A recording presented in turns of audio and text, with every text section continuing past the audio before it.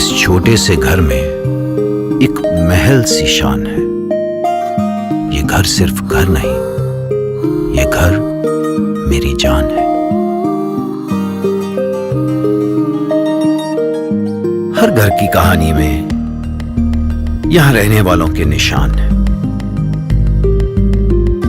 ये घर सिर्फ घर नहीं, ये घर मेरी जान है।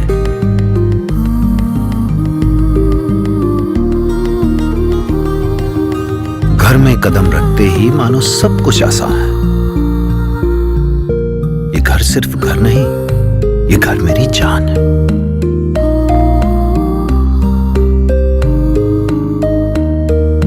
इन दीवारों से जुड़ी इस परिवार की मुस्कान है। ये घर सिर्फ घर नहीं, ये घर मेरी जान है।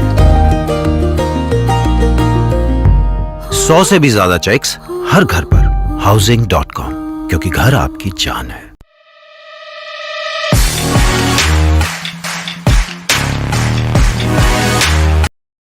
खेल के क्या मिलेगा? क्या रखा है इस कबड्डी में? अगर हाथ पैर टूट गया तो तुम्हें कोई पूछेगा भी नहीं। लड़कियों का तो खेल ही नहीं है कबड्डी बावलियो।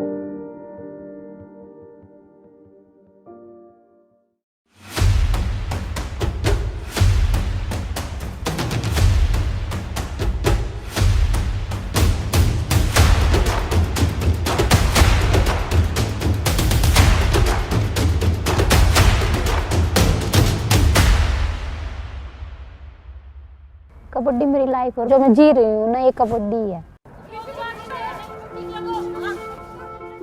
अगर कबड्डी नहीं होती और मैं कबड्डी में नहीं होती तो आज मेरी लाइफ बिल्कुल अलग होती है। गांव की जो लड़की होती है कि जिसकी शादी हो जाती है 17-18 साल में, और जिसके इस एज में आके उसके 2-2, 4-4 बच्चे होते हैं, और मैं हाउसवाइफ की तरह घर संभाल रही होती।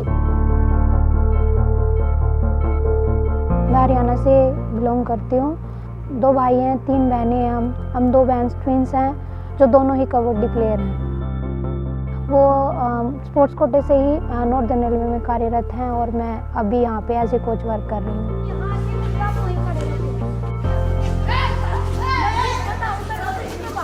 मैंने कम से कम 13-14 नेशनल्स खेले हैं, जिनमें मैंने स्कूल नेशनल्स, रूलर्स जो टूर्नामेंट्स होती हैं वो, women national, senior national, junior national सारे खेले हैं, और ऑलमोस्ट सभी में मेरे पास मेडल हैं।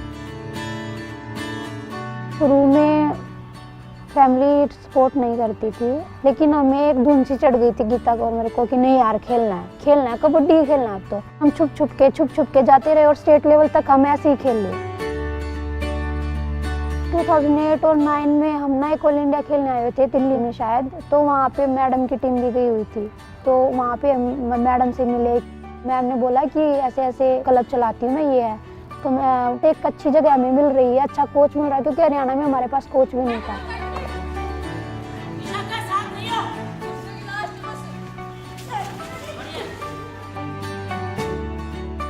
खिलाड़ियों ने ये मेरी बात को नोट कर लिया ना गायत्री के लिए, वो इतने पॉइंट ले जाएंगे गायत्री से कि वो पागल हो जाएगी पॉइंट दे देगी। मेरी बात समझ आई? बेटी बचाओ बेटी पढ़ाओ, लेकिन मैं ये मानती हूँ कि बेटी को खिलाओ भी भाई, सेम अधिकार भी दो। बेटा और बेटी में फर्क क्यों? हमारे कबड्डी में ही ले लीजिए कि जो टूर्नामेंट होते हैं हमारे, जितनी भी प्रतियोगिताएं होंगी, उसमें लड़कों का जो कैश प्राइज होगा वो 1 लाख, लड़कियों का 50,000। क्यों भाई? लड़कियों को ज़्यादा मेहनत करनी पड़ती है, घर से निकलने की उनकी मजबूरी है, पेरेंट्स उनको निकलने नहीं देते। कुछ माएँ उनको कहते हैं कि पहले घर का काम करो, कबड्डी इतनी ज़रूरत नहीं है। एक लड़की से 4 घर चलते हैं। अगर लड़की एजुकेटेड है और लड़की खेलती है तो वो आने वाली पीढ़ी भी सुधरती चली जाएगी। तो मेरा मानना ये है कि लड़की को उतना ही बढ़ावा दो, क्योंकि मुझे भी किसी ने दिया था। मेरा नाम नीलम साहू है। मैं as a physical education teacher Rajnagar part 1 में काम करती हूँ, और साथ साथ कबड्डी की कोचिंग देती हूँ लड़कियों को। सबसे पहले जो मैंने शुरुआत की वो मैदानगढ़ी मेरा गाँव है, तो वहाँ पर पूरे गांव में सिर्फ मैं ही एक अकेली लड़की खेलती थी। तो गांव वाले उस समय बहुत सपोर्ट करते थे। मैं कबड्डी की बहुत अच्छी प्लेयर थी। इसी उसको मद्देनजर रखते मैंने भी फिर कबड्डी के खिलाड़ी बनाना शुरू कर दिया। पालम स्पोर्ट्स क्लब की शुरुआत मेरे फादर ने की थी। 91 के आसपास किया था उन्होंने। शुरू में बैच जो हमारे पास था वो बहुत गरीब बच्चे थे। विजय इंक्ले स्कूल था, पालम की लड़कियां थी, काफ़ी कमज़ोर घरों से बच्चे थे। तो उन बच्चों के लिए बिना सुविधाओं के नहीं चल सकते थे, इसलिए हम लोगों ने क्लब बनाया। गरीब एक तो गरीब होता है, लेकिन ये बेचारे बहुत ही ज़्यादा गरीब घरों से बच्चे थे। किसी के माँ बाप हैं जो झाड़ू पोछा का काम करते हैं घरों में, कुछ के बाप हैं जो छोले भटूरे की रेडी लगाते हैं। वही बच्चे मेरे क्लब में अधिकतर आते हैं, और मेरा और मेरे परिवार का उनका भी यही टारगेट था कि हम उन बच्चों को सुविधाएं देंगे जिनको कहीं से नहीं मिल पाती। मुझे 100% रिजल्ट चाहिए था किसी भी हालत में। उसकी ललक ने मेरे को ऐसा कर दिया कि बच्चों को रखेंगे। तो मैंने हस्बैंड से डिस्कस किया कि अजय सर इसका कैसे किया जाए। तो उन्होंने कहा कि हॉस्टल खोल दे। मैंने कहा खोल दो। तो उसके साथ तो चैलेंज ही चैलेंज थे। वहाँ की सराउंडिंग, लड़कियों को लेकर उनकी सिक्योरिटी, उनकी डाइट, उनका जो इक्विपमेंट्स जो ट्रेनिंग में चाहिए, उनके लिए जो शूज़, उनके लिए वो मैट, उनके लिए यहाँ तक कि ग्राउंड के अंदर मिट्टी के अंदर चूना। हमारे पास सच पूछो कुछ भी नहीं था। घर में अगर 2 बच्चे भी होते हैं तो पेरेंट्स को संभालने वही मुश्किल हो जाते हैं, और हमारे पास तो कम से कम 35-40 बच्चे हैं। अभी हमारे पास फ्री रूम सेट है। सर्दियों में हमें ज़्यादा प्रॉब्लम नहीं आती है, क्योंकि एक रूम में 10-10 बच्चे भी सो जाते हैं। लेकिन जैसे ही गर्मियाँ आएंगी, गर्मियों में इतनी प्रॉब्लम होगी ना। 3 रूम है, तो एक रूम में अगर हमने 6 बच्चे भी रखे हैं तो 6 बच्चों में भी गर्मी लगती है। अभी सर्दियों में इतना बुरा हाल है कि बच्चे ग्राउंड में मिट्टी प्रैक्टिस करते हैं। मिट्टी के ग्राउंड में 5 बजे के या 6 बजे के बाद आप खेल ही नहीं सकते। अगर आप नॉर्मली भी पैर रखते हो तो कितना दर्द होता है नंगे पैर। दिक्कतें तो बहुत आई। मकान भी नहीं है, खाने पीने में भी दिक्कत आ रही है। लड़कियां प्रैक्टिस पे निकल ली, फिर वो रूम पे आके बेचारी अपना फिर खाना खुद बना रही हैं। तो जो उनको परफॉर्मेंस के लिए एक ट्रेनिंग शेड्यूल चाहिए था वो हो ही नहीं पाता। जो एक डाइट चार्ट होना चाहिए, जो डाइट एक खिलाड़ी की होनी चाहिए, वो उनको मिलती ही नहीं।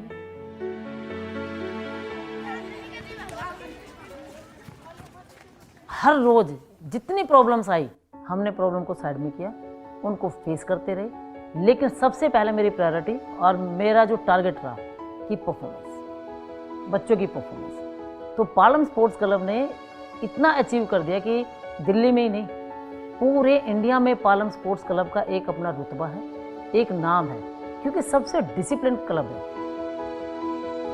हमारी कम से कम भी 12-13 लड़कियां अभी तक इंटरनेशनल खेली हैं। मतलब हमारे यहाँ से जो बच्चा खेलता है वो इंडिया के टॉप 7 में ही खेलता है।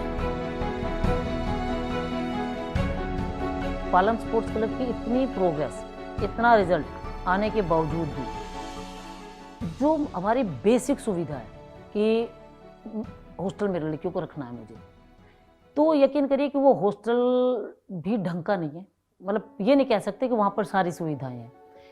कई बार तो मेरे को ये भी दिक्कत आई कि जो मकान मालिक है वो मना ही कर देता है कि मैम इतनी लड़कियों को हम नहीं रखेंगे, इतना पानी खर्च कर देंगे, इतना कुछ कर दे। तो अब मुझे हर स्टेप पे ना लड़कियों को रोकना पड़ता है, अपने खिलाड़ियों को बोलना पड़ता है कि पानी मत खर्चना बेटा प्लीज़, क्योंकि हमारी मजबूरी है कि अगर उसने हमें निकाल दिया तो मैं कहाँ रखूँगी इन बच्चों को।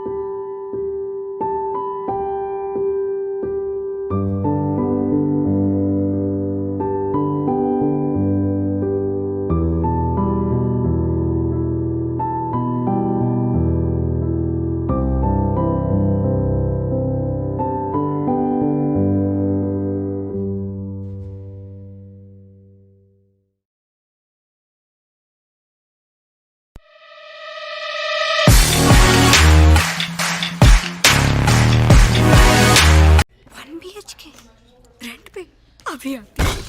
मैम 2 घंटे में आऊँ please. Ma'am half day. Ma'am holiday, ma'am sick leave, ma'am dog is sick leave, ma'am maternity leave.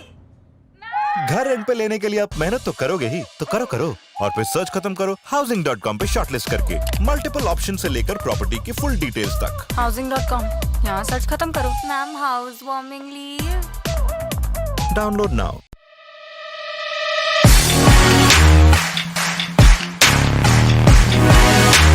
तू घर शिफ्ट किया? बस रेंट एग्रीमेंट बाकी है। एसी गीजर लगवाना बाकी है।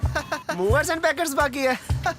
मैं तेरे घर पे सुनना भाई, 1-2 दिन के लिए भाई एडवांस रेंट पे करना बाकी है, तब तक तेरे घर पे शिफ्टिंग। घर शिफ्टिंग के लिए आप मेहनत तो करोगे ही, तो करो और फिर सर्च खत्म करो housing.com पे। इन 1 क्लिक रेंट एग्रीमेंट से लेकर मूव इन तक। housing.com, यहाँ सर्च खत्म करो, पार्टी बाकी है। Download now.